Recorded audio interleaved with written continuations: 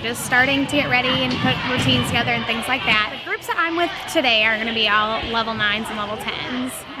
We are doing halves on bars, vault, they're doing competition vaults to not quite competition height and a little bit softer landing. Beam, we're starting to do tumble sets and in a row training, and on floor they're putting together tumble sets and dance throughs with layouts as their passes. So we're just kind of starting the building process, getting ready for competition. We have basically two programs for our optional team. They can do 2-a-days, so that would be for our kids that are doing like homeschooling. They come in usually 4 hours in the morning and then another workout in the afternoon for about 2 hours. What we're focusing on here is just trying to get a head start on being ready for competition. We try to set a plan out in front of the kids that's a very gradual building process, so that we're not all of a sudden one day saying, okay, we're going to do full routines. We try to break it down and spread it out and give them a plan so that when it comes to the first meet, it's been a gradual build-up and they feel very ready and very prepared to go out for competition. So that's where we are right now, and we're just in the very first steps of trying to put stuff together.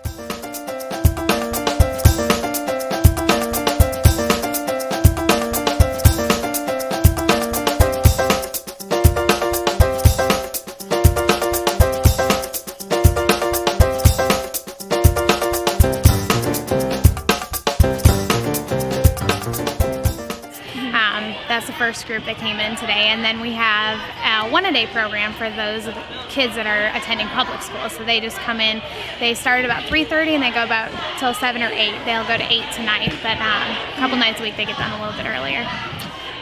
The groups that I'm with today are going to be all level 9s and level 10s. We also have 7s and 8s in the gyms and compulsories this afternoon.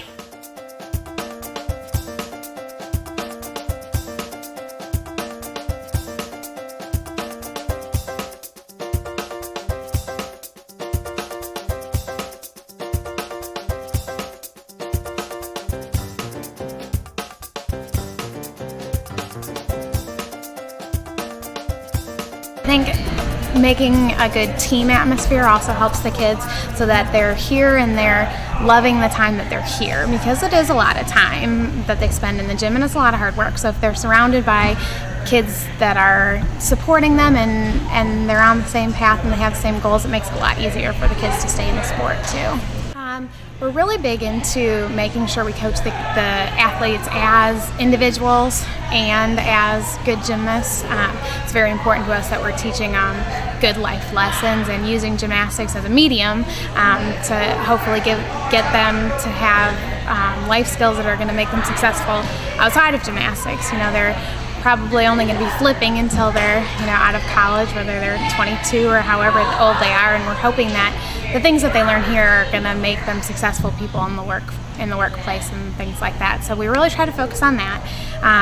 We are very big into trying to keep things positive and trying to keep things very consistent. That the kids understand what the expectations are, and the expectations today are the same as the expectations were yesterday, and the expectations are going to be tomorrow.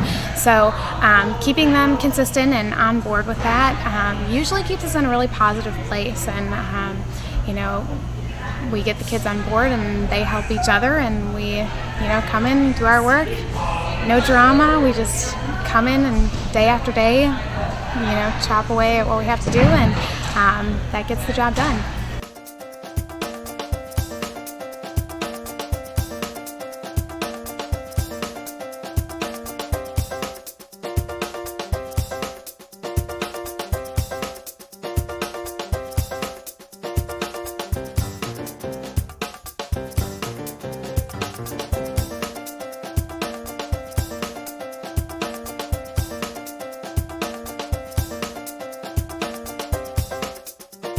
We're really on a good track now and getting everybody on the same page, our coaches and our parents and our kids, and Gina and I came in with a certain philosophy, and we're trying to mesh that together and get everybody on board, and we really feel like we're hitting a groove now, and it's been a great experience. It's been a lot of fun.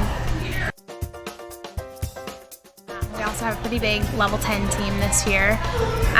It's been continuing to build, and we are very optimistic about the season coming up. We have a lot of really good, talented kids that have learned a lot over the summer and in the fall, and we're excited to go out there and show everybody what we've got. You go Tina down. Okay. Down. Okay, Tina, great. 1, 2, 3. Tina!